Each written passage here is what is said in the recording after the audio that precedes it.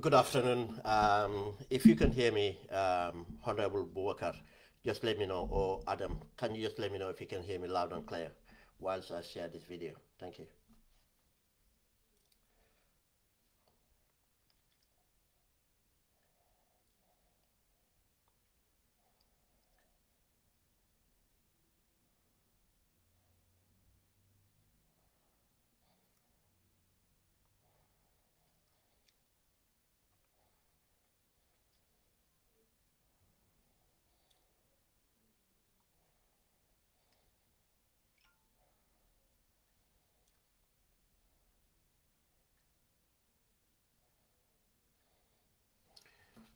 Okay, thank you very much. Thank you very much.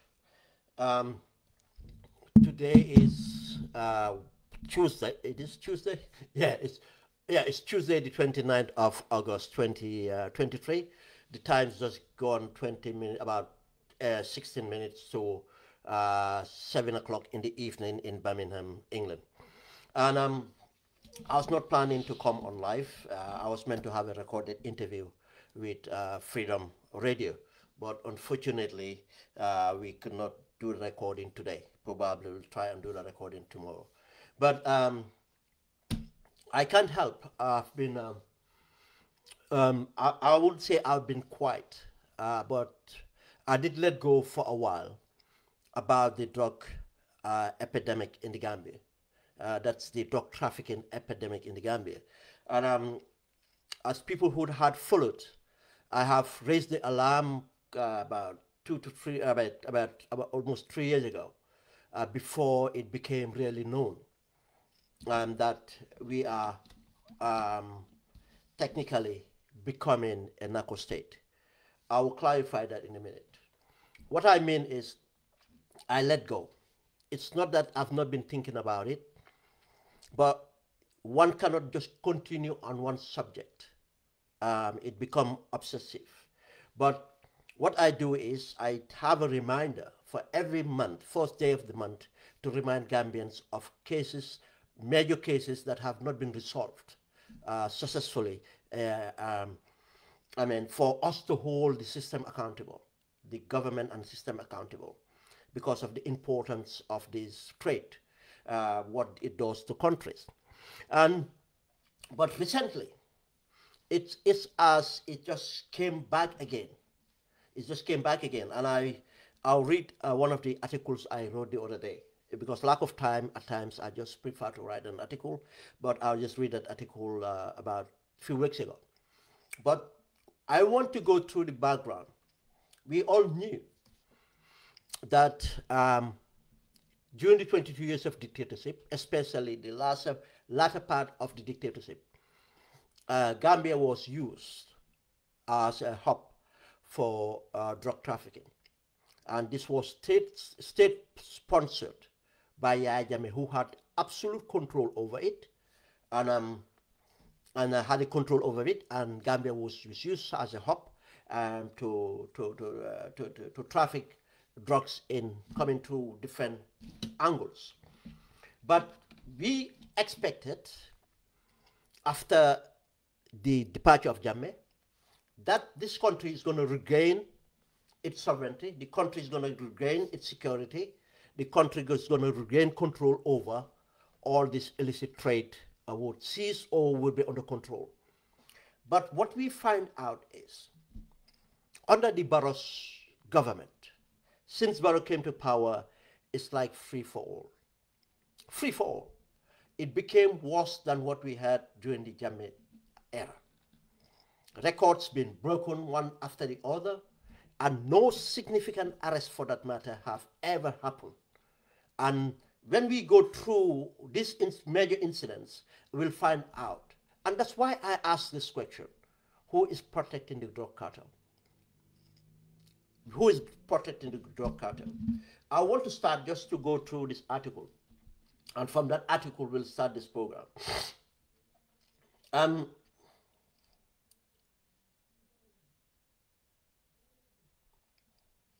The couple of weeks ago said, on the 17th, actually, on the 17th, I shared this article on the Open Gambia platform. I said, is the Gambia a narco state? That was my question. I said, as we are distracted by the flood of colossal state corruption, scandals, and turbulent instability in Senegal and the sub-regional political crisis, I want to draw our attention to the severe pattern of frequent report of seizure of vast amount of illegal drugs in the press without any significant arrest or principal actors or identifying the network of cartels members involved in the crime. This is to say that we frequently hear about drug seizures, but let us just remember, if we hear about a ton of drugs being seized, probably there are ton or 2 tons or more than that ton. It's always the tip of the iceberg that is captured. The rest of the iceberg is deep in water. This is what experience are in any country. Wherever a ton of drug is seized, it's alarming. Then there's so much of it, and we'll explain why this is. And we have never have a big guy, the big fish arrested. Never. It's always there.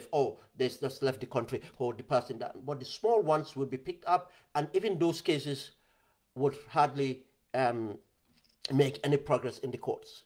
But again, when this arrests happen, the law enforcement officers don't come out to tell us these people belong, because they have to follow to tell us they belong to this cartel or they belong, this is the network, because it's always a network. It's always a network. It does not happen by 2 people getting into importing a ton or a sizable amount of drug into the country. Let's move on again.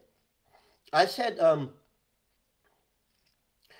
2 Guinea-Bissau, a few weeks ago, a news outlet reported that two Guinea-Bissau citizens had been arrested by operatives of the Drug Enforcement Agency with 104 suspected blocks of cocaine.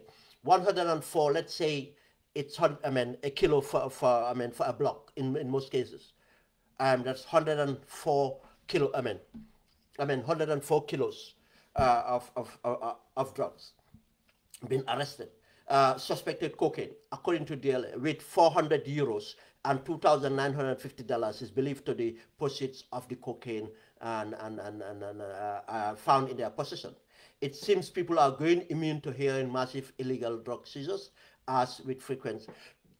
They found 104 blocks of cocaine. Each block of cocaine is like about a kilo. And these are 2 Guinea-Bissau nationals. Again, the emphasis on 2 Guinea-Bissau nationals. We'll come to that bit again. But, this follows. The latest report was preceded by the news. Brussels airline employees were involved in a criminal operation smuggling drugs from Banjul, the Gambia. They would hide drugs in several suitcases among the luggages on the flight from Banjul, and their role was to remove these suitcases from the plane and hand them over to other gang members outside of the airport. Still, our government authority did not detect the suspects within the network of traffickers or at our end. Instead, they released a large press release statement, full of excuses and cover up for their inefficiency or complicity. We'll come to that bit again. When we had this report from Brussels that drugs have been seized coming from Brussels through Brussels Airlines via Brussels Airlines from the Gambia, what the Gambia government did was to issue a press release which was clumsy. Trying to excuse themselves out and for their inefficiency or their complicity to the crime. But there's a latest on that as well. Usually, it's the small local players that those who are at the bottom of the ladder that are arrested. The most important suspects are ignored, or if names are mentioned, it's usually in the context of they have absconded outside the jurisdiction of law enforcement officers, as in the case of 𝒕𝒉𝒂𝒏𝒏 and the Turkish associate linked to the vessel landed with drugs which were anchored off Denton Bridge, and seizure of a large amount of cocaine from this vessel on the high seas in Senegal. Again, as we said, that whenever we hear about this arrest, it's only the small players, and at times, in fact, they might not be players in it. They might be innocent about what's happening. In the case of 𝒕𝒉𝒊𝒔, who was working as a cargo or whatever, handler, whatever, a junior person in there who would not know or probably did not know about the content there. But the 𝒕𝒉𝒂𝒏𝒏, who was in the Gambia, who was at the port location, who stayed overnight, who have never been arrested. When the drug law enforcement officer did not accidentally find this drug, they got information that the drug was, en route to Gambia, and the drug have landed at the ports of the Gambia. But 𝒕𝒉𝒂𝒏𝒏 just vanished. But the interesting thing about 𝒕𝒉𝒂𝒏𝒏 is 𝒕𝒉𝒂𝒏𝒏 share the same lawyer, 𝒕𝒉𝒊𝒏, with the president. The president lawyer is 𝒕𝒉𝒊𝒏, and 𝒕𝒉𝒂𝒏 lawyer is 𝒕𝒉𝒊𝒏. And during the time of the trafficking and after the time of trafficking, still 𝒕𝒉𝒊𝒏 is representing the same 𝒕𝒉𝒊𝒏. But I'll come to 𝒕𝒉𝒊𝒏 again, identity of 𝒕𝒉𝒊𝒏 again, disappeared. But not only about 𝒕𝒉𝒊𝒏. There was this operation going on with this Dubai, boat trip, so-called boat trip organized from Denton Bridge and so on, the infrastructure and everything. And this boat was arrested in the high seas of Senegal with so much of drugs with, different nationalities. But the boat departed from Denton Bridge. And the boat came to Denton Bridge, and when it came to Denton Bridge, people know about drugs being present in that boat. Again, the Turkish people involved were in the Gambia when the boat was intercepted in the high seas. The Senegalese authorities would have informed us, the law enforcement officer, before anything, before these Turkish people would know. Guess what? They only tell us, oh, those people have disappeared out of the blue and nothing heard of. No other accomplice have been arrested for that matter. And we knew people who registered the boat. We knew people who were involved licensing the boat and had the fisher's license for that boat. But what we say is kumbabu amde and kumbabu amunde. They will always go for the young people in the street selling cannabis and so on, or whatever it is, but they will never go for the people who are within, who can buy political power or have the money to operate at that level. Since President Barrow administration came into office, the vast seizure of illegal drugs can be considered the tip of the iceberg. The trafficking of drugs that go undetected must be more significant, and the country associated with the trafficking of illicit drugs connected to the network of international narco trade and the laundering of the proceeds of the drug trade within our small economy made it fair for the Gambia to be labeled as a narco state. For the amount of money that comes through, for the small economy of the Gambia, it is right to term us a narco state. For that amount of drugs. You see, the important thing is here. No cartel would decide to take a ton of drugs, cocaine, pure cocaine, and ship it to a destination without being assurance that that drug would be safe. And not only the drug would be kept safe, but the people involved would be safe. The safety of their personnel and the safety of the drug itself. And not only that, that drug has to be taken out of the country again. Gambia is just going to be a hub to holding station. Then if any cartels have to do this, would have to have people to guarantee that. And who are these people? For a ton, 2 tons, 3 tons. And as I said, if you capture a ton, I can tell you there is. People in the, I just spoke to someone within the, who have expertise. He said they're estimating that there's about 12 tons of cocaine in the Gambia right now. 12 tons of cocaine, they're estimating there's 12 tons of cocaine from 9 to 12. He said, but look at it extreme at 9, 12, because of these experts know how to work this out. That's their estimate. Then to run that amount, you need to, have an infrastructure huge enough. And the guarantor, the political will, you have to buy in and control the political will to fight the drug cartel. You have to buy in the political, the law enforcement to control them. And there's evidence of all this in our discourse today. And it involves a major building of vast infrastructure to handle the operations of multi-million investment to trade hundreds of tons of cocaine. According to the accounting for the detected or undetected consignment that would not be that would not be shipped to the Gambia, the cartel will seek a guarantor if the cartel does not penetrate the all legitimate areas for their investments and their safety, which will mean infiltrating all the relevant institutions, the powerful, the wealthy elites, and the political economic influences to facilitate the illegal trade. They will have to, for the amount of drug, as I said, they will have to have a guarantee to operate for them to do this. Then if they can have that guarantee to operate for them to do this, then the country become a narco trade. Because if in narco state, because if you consider the amount of money involved and the economy of the Gambia, then part of that economy is run based on money laundering. And whoever knows would know this is the fact. Now, let's look at these seizures. Just some of this we can remember. We all remember the 3 tons of cocaine.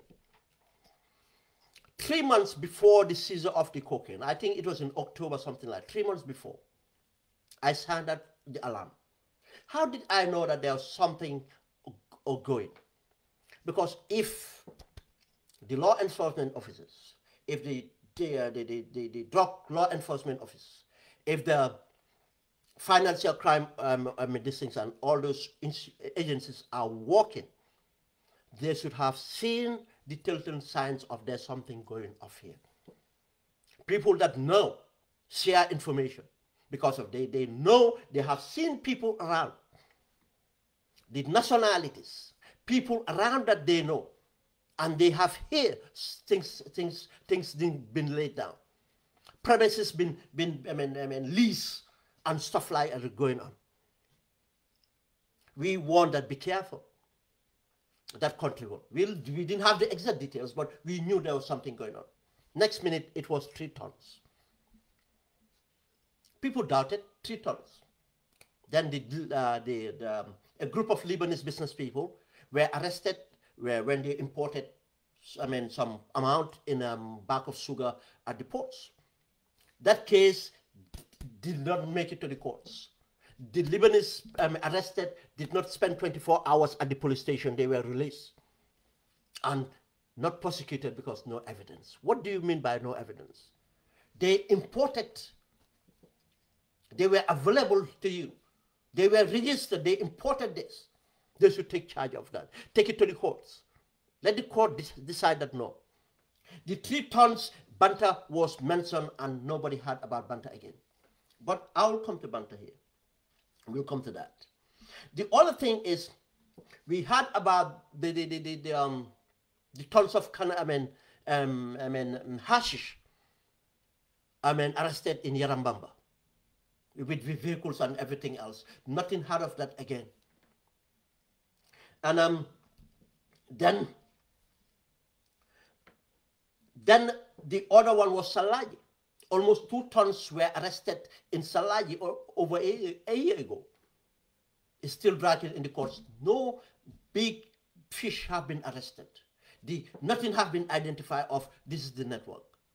Now, 2 years ago, a plane that was operated by Qatar Airlines was sold to a Gambian. Still, we don't know the identity of this Gambian. And that Gambian brought the plane to the Gambia at the airport. The plane still got the license of the old license. It have not been changed or anything. Whatever was in the plane left the Gambia by midnight. And as it approached to Guinea-Bissau, guess what? The presidential police, security at the presidential police in Guinea-Bissau, radioed the control tower to say that there's a plane approaching to let the plane land. Can you imagine that? The plane was not settled. But the Guinea-Bissau State House knew about this. The plane landed at Guinea-Bissau at midnight. By 2 o'clock, a rival agency knew about this, and they decided to rush to say they're going to search the plane. Guess what? The State House sent their special forces to stop them searching the plane. Before morning, the plane was empty. The plane was empty. The plane is still, in Guinea-Bissau. You can Google the story. You can Google the story. The president of Guinea-Bissau came out to speak, to say, no. Oh, the plane is okay. I know the owner. They are my Gambian friends. They are, they have relationship with the president of the Gambia. This is not what I said. This is something that the president of Guinea-Bissau said. It's, Google it, it's on the news, one of the news agencies covered it. The presence of that plane, within that year, that's the so-called coup d'etat happened, and they blamed the cartel and nonsense. It was all politics. There was no coup d'etat, but because of that cartel and the drugs missing and other things going on in Guinea-Bissau, this is what happened. And Gambia was named. The plane was owned by Gambians, or a Gambian registered the plane or bought the plane from Qatar Airlines, and the plane came to the Gambia, and plane left the Gambia, and it went to this. This did not make the news in the Gambia. It did not make the news in the Gambia. How come we cannot still identify this Gambian? Again, at the State House. Now, we came to hear about this smuggling of cocaine using the Banjul Road. This is not new. This is not new. And Sehu Sedili will bear me a witness. Because Sehu Sedili had the same information shared with me. We were not allowed to share it, but someone shared the information, and it was a video where someone we know who come from the State House, because the person who shared it wanted to hold on to it for a time. He was incriminated in the video. We have to respect that. This person from the State House said this. Just remember what it was. The person who spoke to him was entrapping him. That's what he presented to us, that it was an entrapment. And entrapment, and this person who was frequent the State House and always at the State House, and we have evidence, this person has produced evidence of this guy with the president in many occasions, with President Barrow in many occasions. The person is someone who had lived in Hamburg in Germany before, and is a friend of Henry Gomez. This is of facts. This person was caught on video. That's how confident he was, talking on video with this other person in the diaspora, entrapping him and saying that he wants this much of cocaine. The guy in the Gambia who have contacts within State House and President Barrow said this. He said this. Yes, they can arrange it, and they are doing it. In fact, he said just last week, we had some consignment went to Spain. And he started to explain the best flight to use, depending on the time they land in Spain, what airports, everything else, Belgium, Dubai, and everything else. He said, look, this is how it goes. I cannot remember the figure itself, how much it was. I think 40,000 euros or 30,000 euros, something of sort. But to prove that this guy got so much stock, in fact, he had one of the blocks open. He said to him, what the guarantee? He said to him, look, this is pure coke. Just if you drop it in he explained how it can be determined to show how good it is. But to the extent of his desperation, he was ready to even make this guy pay for 1 or 2 kilos, and he was going to give him extra 2 kilos to pay back. That's how much availability is in the Gambia. And he was ready to discuss this. And he assured this guy that, look, man Marco in Olaf, Marco in the basic plane, I'm going to take it to the plane. That's what he assured him. Nobody stop us. We'll take it to the plane. Say who said the will bear my witness. He have seen the same video, an entrapment video. Now, I was not surprised when I heard about SN Brussels. And people who have, traveled from Gambia recently, probably a few months before this thing happening, can tell you how lax the security is. But some of the things that happens around there, if you are familiar with security, you have to shake your head. The so-called VIP arrangement. People going through VIP arrangement. People who would jump off vehicles just before we board the plane. There's no serious country that will allow that. Every Tom, Dick, and Harry just driving to the tarmac, and they come off, everything is processed for them. Why are they buying that VIP access? Who are they? Why are they termed as VIP? And other things. It was not a surprise. It was not a surprise. Now, what we have to ask ourselves is, who are these networks? And the infrastructure itself, the money laundering. Let's go through, articles that's been reported, and I'll analyze some of these, just to show what's been involved here. Okay, I'm live. Let me just let this guy know I'm live. Some of he was meant to come back with information. Okay, so now let me give an example here.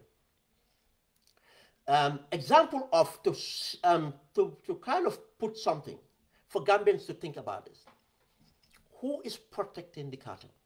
As I said, we have to understand this. People who understand the narco trade, you don't go to a market. It's not a marketplace that you go and buy the merchandise. No. Yes, it's so much it's regulated in a fact, in a way that there's price. There is price points, depends where the drug is. Colombia, South America, the price in South America, in the jungle in South America, is obviously different from the price in London. Or the price in Gambia, and as it goes, and that it goes. The more it gets to the market, the consumer market itself, then that's where it becomes more valuable. The price becomes high. Now,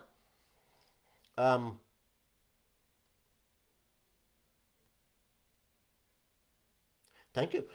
He said, to answer your question, who protects the cartel, Mr. Ben, the DLEAG is controlled by only one so-called powerful individual. He is the director of intelligence. He is the charge of all border entry points, seaports, airports, Amdalai, Jiboro, etc. He is the director of drug.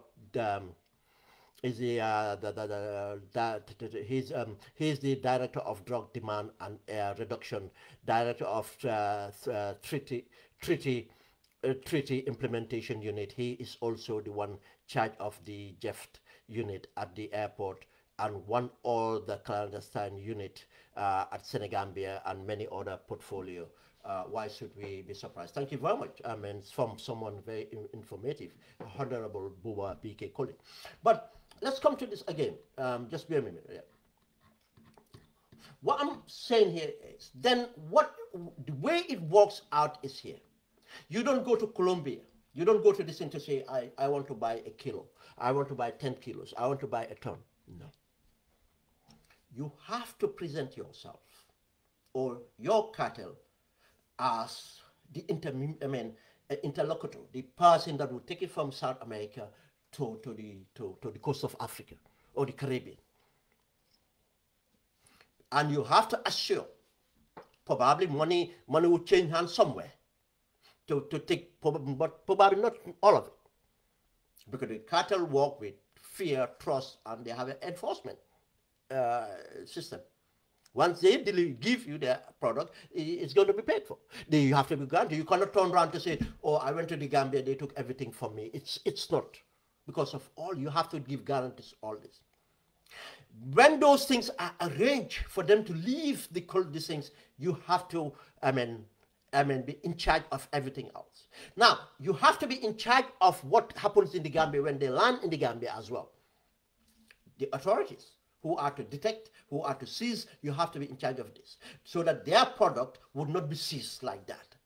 Two, you have to be in charge of the people involved. The big men involved, they cannot be arrested. You have to be in charge of that. If they're arrested, you have to get them out. Now, if you bring that much, if you have to bring that much, a ton, 2 tons, 3 tons, you have to be able to keep that safe until everything is shipped out. And some will obviously, stay within the jurisdiction of the Gambia. You think it's easy to do this? Who can guarantee this? Obviously, you'll have to buy political will that fights drugs. You have to buy the most senior members of the law enforcement. That's why in some instances, the government itself part of the crime. And in this case, the Gambia government seems to be part of this crime. Now, when the 3 tons came to the Gambia, how comes we have not still identified who Banta is? We didn't identify who else is involved. Banta and 𝒕𝒉𝒊𝒔, a young Gambian hustling, could not even afford a lawyer, was the victim, and Banta escaped. Banta, the picture they produce as Banta. Yes, I am certain that person they produce as Banta is called Banta. He's got documents in the name of Banta. This is Banta. Why? When that Banta was buying a property in Fajara or somewhere around that end, whether the deal fell through or not, I'm not sure. But I can tell you that the person they dealt with have seen, the minute he saw the picture, he said, yeah, that guy is called Banta. He wanted to buy a property from me. And 𝒕𝒉𝒊𝒏 was his lawyer. That was the minute the picture came out. I was verified. He said, yeah, that guy's name is Banta. Or the documents he got is Banta. The guy got properties. He was in the Gambia for a while. The guy have associates within the State House. He's known at the State House. Now, it's interesting to note that when Banta, they said he escaped, because the day the drugs came to, the day they were going to open the containers to ascertain the reports coming from the international law enforcement agencies that this cargo was, drugs, not salt. That day, Banta was at the premises.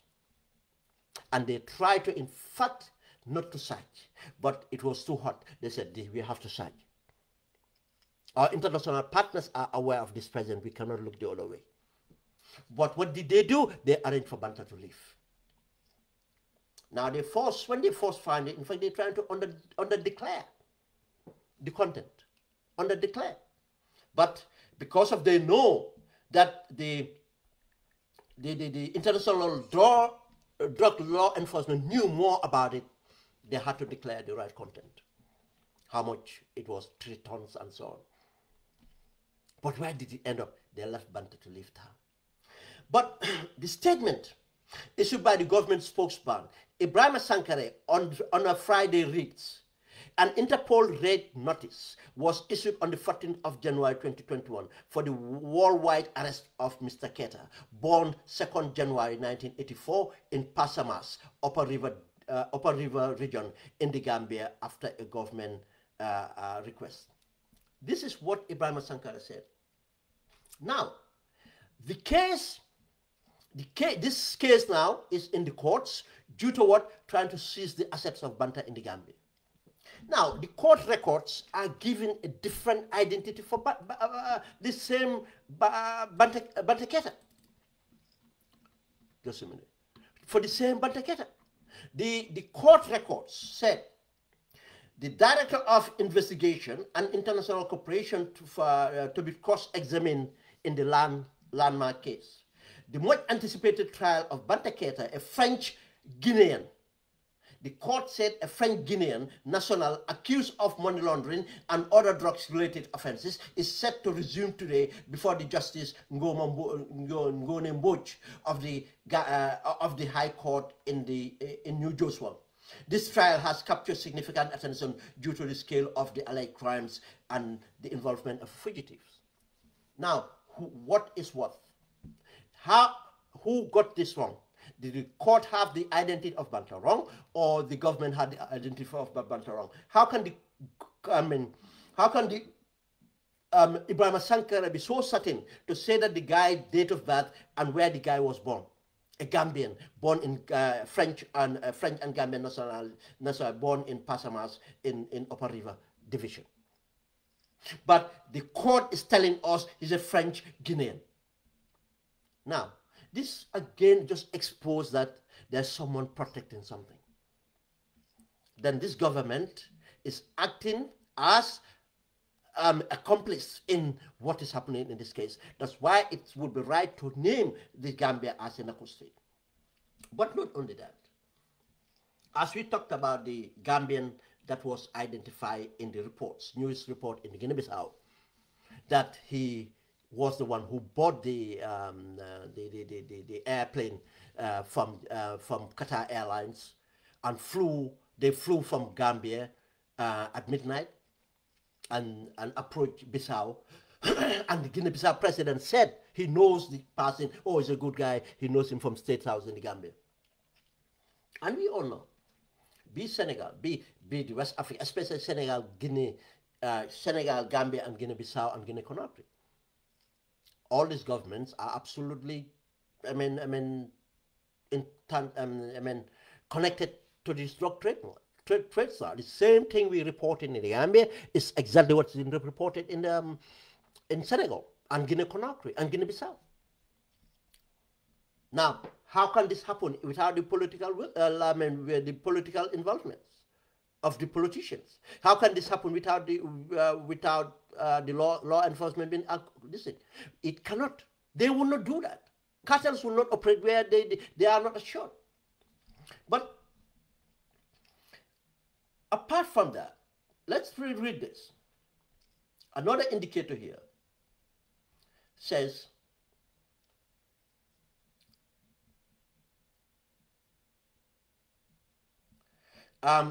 this was about, okay, let's read this.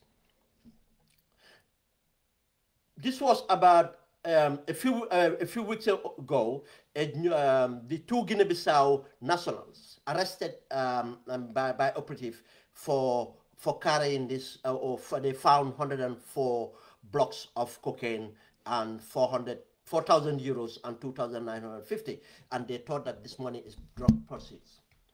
Now, for 2 Guinea-Bissau nationals to have this much They are not Gambians. For them to be comfortable to have this much in the Gambia, why the drug law enforcement agency cannot detect where they got this haul?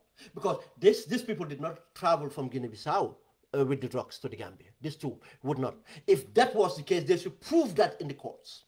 I'll tell you what happens in the courts with these two. That's why I said people have been protected. The big fish have been protected. The audacity for two Guinea-Bissau nationals to have this much of drugs in the Gambia and amount of money in the Gambia tells you a lot. Because obviously these two were not holding these drugs because of they went to Bissau, got these drugs, or anywhere else got the drugs. No, because there's a mountain of drugs already in the Gambia, and they must have taken these drugs from that lot.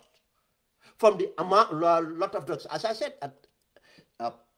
narco international experts is telling me from 9 to 12 tons of drugs, cocaine is in the Gambia right now. Right now, yes.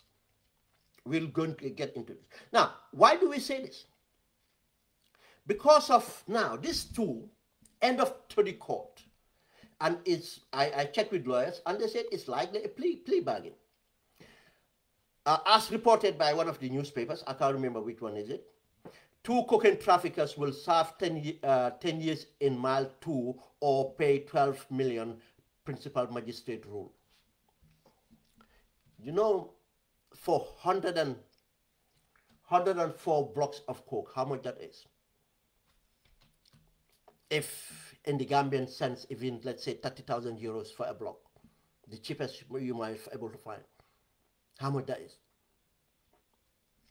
You think these people have problem paying 10 million? Why charge them 10 million? Why not charge them 10 million and make sure they spend time?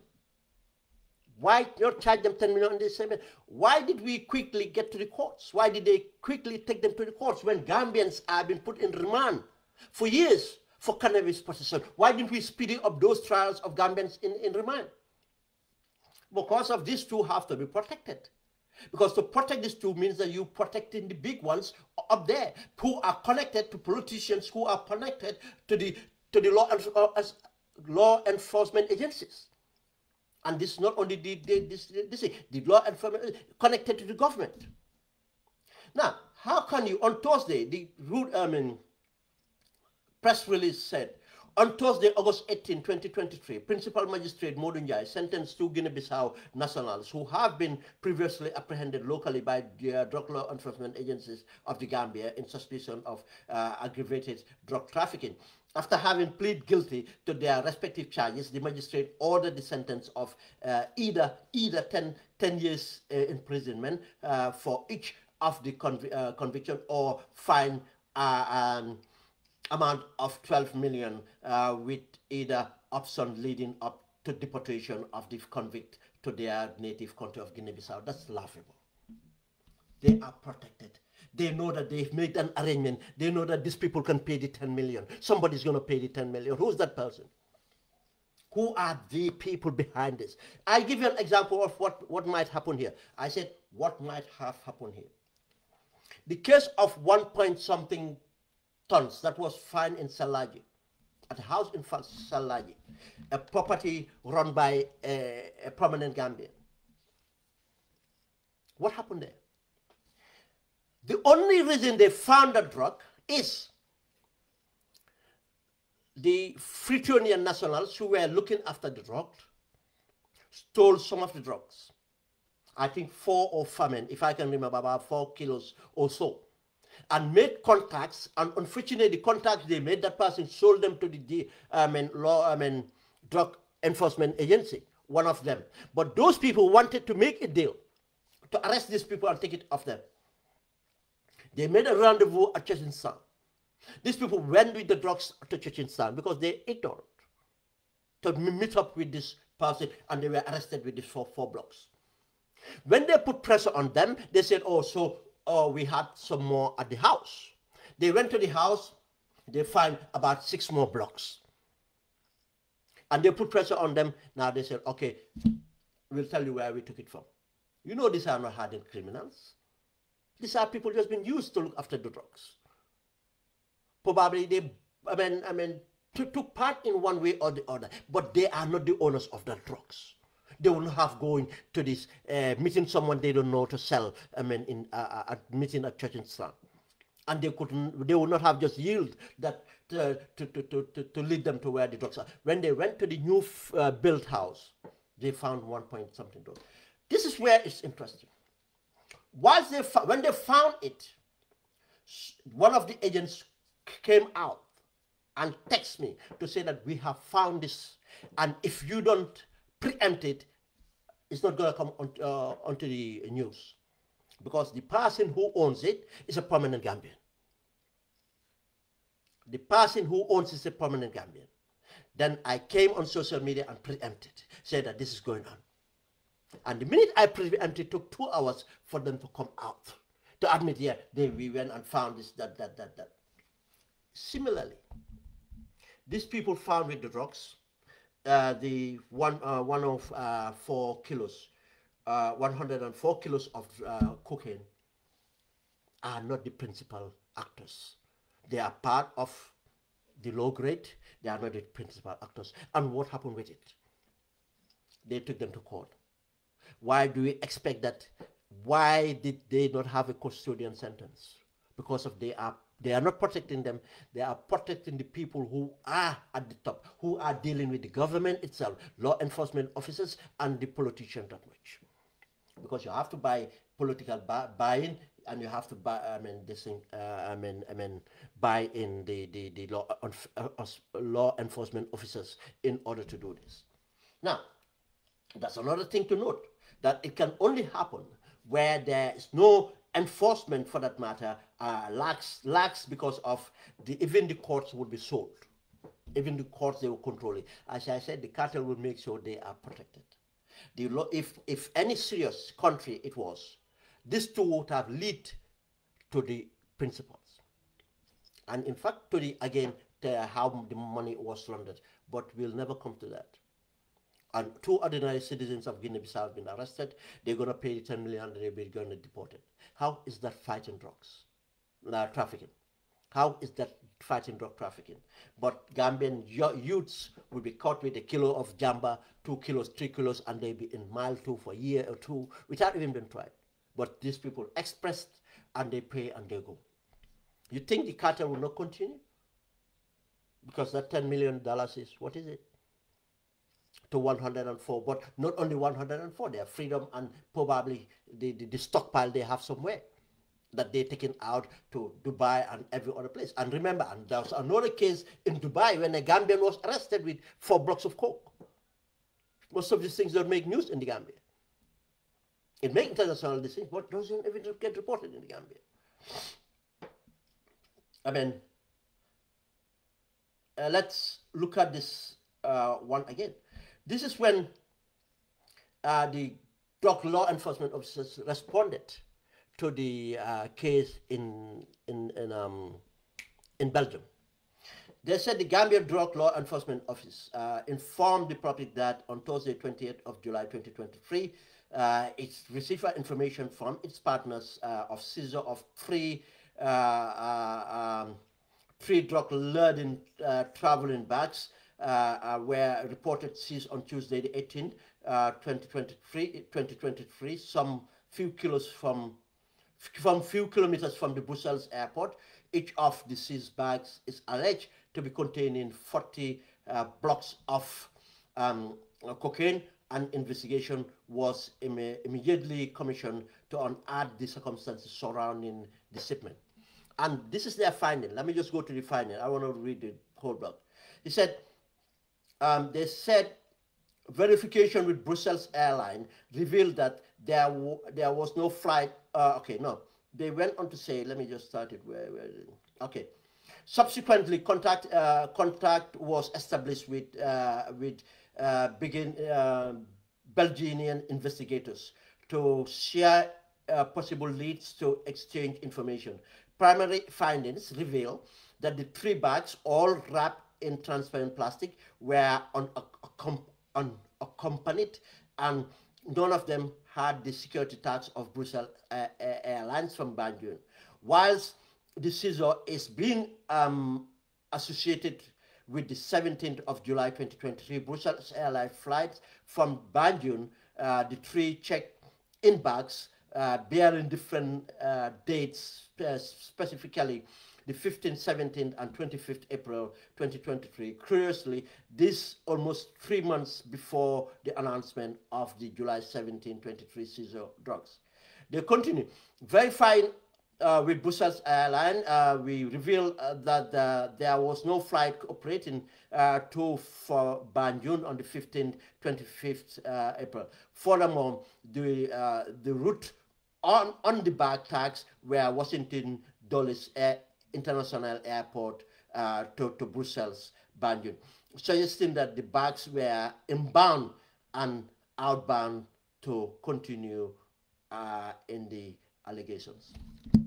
Now, this is most stupid so-called primary investigation you come out with. Do you expect people to do everything, on the right? Then what constitutes a trafficking? You think they will put their identity and other identities that they can be traced to them? Because if you find identities that are not, you cannot trace to Banjul, then it's not from Banjul. But these people are telling you that they have the evidence that it came from an airline that came from Banjul. How can drugs, who would, if you manage to get drugs to America, that's the biggest market, where you can sell it for anything, you think you'll take the risk of taking that drug to Belgium and to Banjul? What sense would that make? Why would any sensible person, just release this press release? No, it was for domestic competition. They think Gambians are stupid. This is a collective insult to our intelligence. This to Gambians to consume. They know that the Belgians will not consume this. They think that they can just do it as normal. It's not only their corruption, it's their incompetency and criminal mind. And their incompetent criminal mind, for that matter. Even good criminals would think before leaping out to give a press statement like this. How can you say because they tax this and the route? It's just nonsense. But interesting, Watson Gambia, which I believe they have it right, have just issued some, have released something. Watson Gambia have reported. Brussels tells Banjul, you must investigate the drug smuggling at your airport. This is reported today by Watson Gambia. Now, Watson Gambia said, in July 2023, international newspapers revealed that 5 suspects were arrested in Belgium following an investigation into drug smuggling at Brussels Airlines. Among the suspects were 2 bags handlers who worked for the drug gang and were caught transporting several suitcases filled with cocaine from flight from Banjul. The gang were alleged using the Banjul International Airport to smuggle drugs into Europe.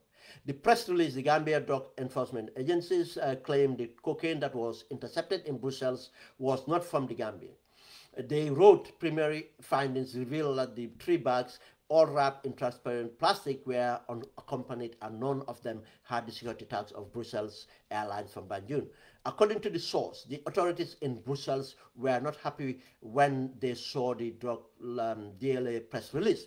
They allegedly wrote to the office of the president and requested an investigation into how the cocaine was smuggled from Banjul to Brussels. The government secretly constituted a joint security panel to investigate the matter. They allegedly don't want the public to know. Interesting now. Now, obviously, I'll read the last bit. As we knew that it was a fabricated investigation, just as I wrote my article on the 7th or 17th, 2 weeks ago, and came to the same conclusion that it was a lousy so-called investigation done to cover themselves and the complicity, for inefficiency and complicity they might have been. Now, interesting, according to Watson Gambia, they said one Pablo Escobar from Guinea-Bissau was arrested shortly before his arrest. He allegedly organized a big party for his local gang, including drug squad officers at the Coco Ocean. An airport security officer, Malik Jallo, was also arrested. More details coming. Now, I've presented this guy's name before, Pablo. I've talked about this Pablo guy. Pablo lived in one of the expensive complexes he bought. Apparently he bought. He's driving the most expensive vehicles in the Gambia. Pablo is associated with many Gambians running businesses, and Pablo is laundering money, sponsoring those businesses. And if I know, the drug law enforcement officers know. He is in control of the drug enforcement officers. He is in control of politicians, Henry Gomez and others. If a Guinea-Bissau, for any intelligence, financial intelligence officer, or a drug law enforcement intelligence officer, to see a Guinea-Bissau national, I'm not looking down on Guinea-Bissau, but we all know the trade. For Guinea-Bissau national, flexing themselves with lots of money, going to restaurants, taking a boot and spending almost $100,000 in a spot. And in those boots, there are cocaine being sold. Part of the menu. Champagne, cocaine, everything. Women everywhere, buying houses, paying for everything. For that guy not to be detected as a drug associated with drugs, the guy boldly carried the name Pablo Escobar. And it can never be that that's his real name, but that's how bold he is to even have the name Pablo Escobar. How confident he is that he is in control. Is that country not a drug cartel? There are some incidents even we don't want to talk about. Death of Gambians in hotels in Guinea-Bissau. After they went and visited the president of Guinea-Bissau in the morning, the afternoon they went to their hotel room, and next minute they found them dead. And they were in company of others. You see, this is what is been happening in that country. This Pablo, most Gambians that go to certain places know who he is. He's always with girls all over him, vehicles, properties, hotel, businesses that he bankrolled, and they all know. And this allegation by Watson Gambia that he threw a party, I won't be surprised. The guy is not hiding. He carried the tag Pablo Escobar, a Guinea-Bissau national. A very ugly one of that anyway. But this is the problem we have. Now, not only that, drug law enforcement officers are complicit. Not only that, politicians are complicit, but the Gambian elites are complicit because they know all this, but you never hear them talk about it. And so-called wannabe elites or elites running businesses are complicit because they're doing the money laundering. It's not easy to wash this money just out. That's why we have that distorted economy. These people, yes, they come and buy the 3, 4, 5, 7 of those properties because of it's drug money. Just as Banta was buying properties, this guy was buying property. This guy is owning speedboats. Landing speedboats. Do we know what that means? In the drug infrastructure, you know what speedboat does? He lives at the side of the Atlantic in Fajara, just as Banta was. And you want to tell me that our intelligence officers, they cannot figure this out, that this guy is into drugs, he's never been stopped, and I tell you nothing will come out of this. Next minute he's absconded. That's the best you can hear. Just as other people's been arrested and then be charged 10 million. And there's no custodian sentence. But this is a serious case. And this is why I said I'm coming out again from my rest and everything. We need to talk about this. And that's another case here. Another one that's been reported by Fatu Network 2 days ago or so. Let me read that one. They titled this, Fatu Network titled this, "A top destination for stolen cars is Gambia, also a major money laundering country." And you remember when I said this guy, we had his watch his entrapment video. He's talking about Spain was a major destination. Spain was a major destination for drugs. United Kingdom was another one. To Scotland. We identified people to Scotland and other destinations in the United Kingdom. Dubai was another one. Yes. And now, When I read this, it makes sense. Because when he said this, he said, oh, I mean, we just sent some in a week, last week to Spain. I mean, this airport or this airline, this best time we can do it, we take it to the aircraft and everything. Yeah, that's why it's not accompanied. There's no baggage tag from the Gambia. Probably the reason you have baggage tags in Belgium with all the destination is because of those people to clear it from Belgium. They went and had the baggage tags from that end, and they put the baggage tags on it to go. It's common sense. Why would the Gambia Drug Law Enforcement want us to give that as an excuse? This is what explains why the baggage tax, they don't have the Gambia this thing. Because from the Gambia, they don't put baggage tax on them. Because the law enforcement officers work with these people as VIPs to put it inside the flight. This is what the person promised. He's not only selling it cheap, but he's guaranteeing that it's going to come into the flight, and he's going to tell you the flight route, best time to fly, and what airport to go to. He said, you just walk past. And the way you dress, he said, okay, we'll tell you the way you dress and everything. They know how to work this. And you take your chance. Now, the Fashion Network reported, a top destination for stolen cars is Gambia, also a major money laundering country, question mark. Reports, they said, reports from Spain newspaper El Paso shed light on the concerned trend involving large sums of money being transported from across Europe to the Gambia by immigrants, triggering the attention of Spanish immigration authorities. While passengers claim that these funds are intended for their families in their home country, tell one side of the story. Investigators are increasingly suspicious that this travel route might be exploited by criminal organizations engaged in money laundering. Any traveler carrying more than 10,000 euro in cash is required to declare it to customs. Interestingly, official data revealed that the Gambia ranks as the primary destination for outgoing currency from Spain from 2019. 2019.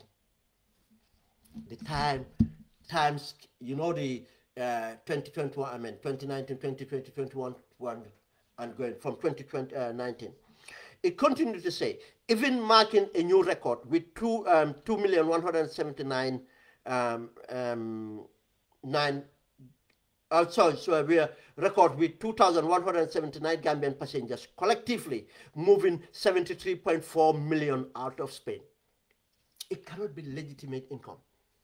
It cannot be legitimate income. With 2,179 Gambians, the total is 73.4 million euros out of Spain within a single year, as documented by customs source. As this guy have amended will. Now, the scope of this issue goes beyond more financial movement. International organizations that fight money laundering also believe that the Gambia is a high-risk country in terms of drugs and medication smuggling. Report by the El Paso. Digging deeper into the matter, investigators looking into the currency flow between Spain and the Gambia suspected the existence of a sophisticated criminal network systematically exporting funds potentially driven from unlawful activities. The assassins come from a senior officer of the tax agency who share insight with the newspaper. That's another indication that the money laundering is going on. As we said, go and look at the distorted economy we have. Go and see properties are being sold at the price of Western Europe. Properties where you cannot even have a constant power supply. You cannot even have a constant water supply. You have a jacuzzi, you have this thing, it cannot even be, you have to have a borehole. But those properties are going at the same rate as, it's in Western Europe. How can that be? Why would many people who is distorting this market if it's not money laundering? Businesses that are operating, and you can tell that these businesses, the rent or whatever it is, overheads and everything cannot survive. It's not sustainable, but they will operate because that's what money laundering does. And unfortunately, some Gambians will see that as a boom into that industry, and they'll go and invest into that industry, thinking that, oh, it's a legitimate, or it's something viable. No. and they find the hard way. Within a year, they'll close shop and run away. But these people, they find that they still be there because of they have money coming just to us. And this is different. That's drug money is one, but there's another money from I mean, I mean, other fraudulent these things going on with Gambian influencers helping to launder the money in businesses in the Gambia. It's all going on. But again, let's be careful. This is not good for us. This is not good for us. It distorts our economy, but not only that. Yes, the drugs being brought into the Gambia, it's not for export only. It's meant for export, but a vast amount of that drug is staying in. And we can see the addiction in our youths. We can see the addiction in our middle class. People that know. You'll be surprised today to find out how many Gambians living in the Gambia are using drugs, cocaine and others. And they are holding respectable professions. Some have been tried to be rescued by their families, taken to drug rehab in Senegal, drug rehab in the in Europe and America. I have seen instances, 2 to 3 in fact, Gambians family repatriating their kids to the Gambia thinking to save them, but they find out no, it's even getting worse there. They brought them back because they were already addicts here. But they find out it's bad. And this is, we are just talking about the cocaine, but there are so much other form of drugs, which are in fact not only for the export, but for domestics. Gambian youths now, just as in Senegal and others, are onto many synthetic kind of drugs, opiates and others. Go and see the rate of prostitution. And these are not people say slave queen prostitution, no. I'm talking about the downstream, down there, where they are standing in corners, around parks, Circular Park, buffer zone, and certain streets, corners in the tourist districts, where they charge as little as, God knows, $500 is some, $1,000 is, and so on. And just to be taken round the corner and do the business. And some of these people, because of they are on drugs. Yes, poverty is part of it, but drugs is fueling it as well. Go to nightclubs and see what is happening. Drugs is killing our youth generation. But the government doesn't care. And for the drug law enforcement officers to come out to say, oh, because we seized this much.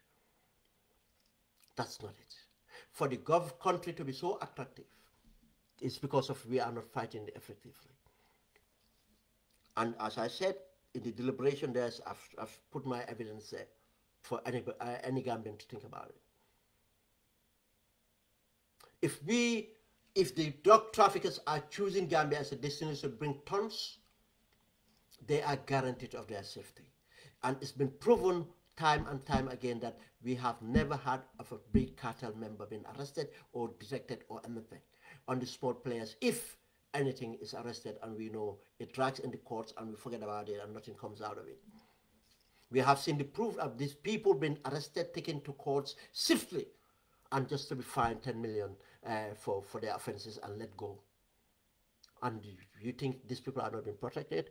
How comes they are given priority to be taken to the courts, not Gambians who already are sitting in remand for cannabis and others crimes, not taken to the courts, but these people will be speeded up because they have someone protecting them and protecting their cartel network.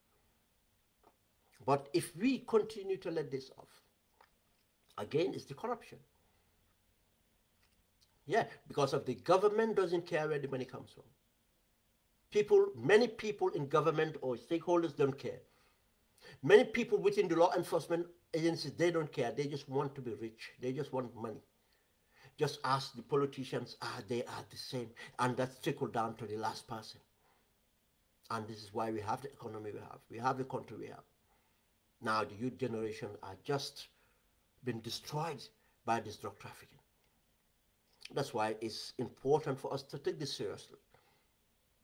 And I expect the opposition to come up and give an alternative measures that needed to be taken to hold the system and government accountable.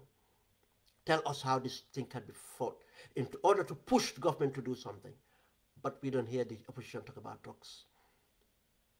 We need civil society to stand up to call up government. How come all these things are happening? We don't hear any big fish being arrested. The networks been identified. Infrastructure been dismantled. Huge money to be seized, and everything else does not happen. Look at what happened in 𝒘𝒘𝒘 and others. They don't care. Because some of these people, when it happens to their families, they can take them to Dakar, to rehabilitation centers or in Western Europe. They don't care about what happens to the youths. And we wonder why the crime rate is high. We expect the press to do more, not just to say, oh, the drug enforcement officers say this. Let them investigate more. Let them ask questions. But no, they just interview them, whatever they give them, they print. That's all they do. They just report the news. They don't try to get a context of what is actually happening. Why these people have been freed.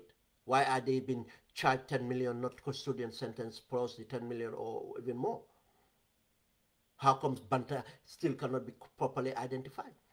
The press, a government press officer is saying this, the courts are saying this identity. Which is which? Why is it so difficult? Why is it so difficult?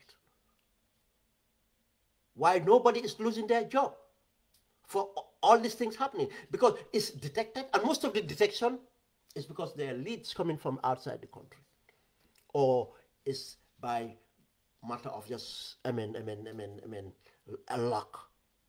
Because if investigations are done properly, then the entire consignment would be traced, and the people behind the consignment will be traced, and so on and so on. That's what we expect to happen, but that doesn't happen.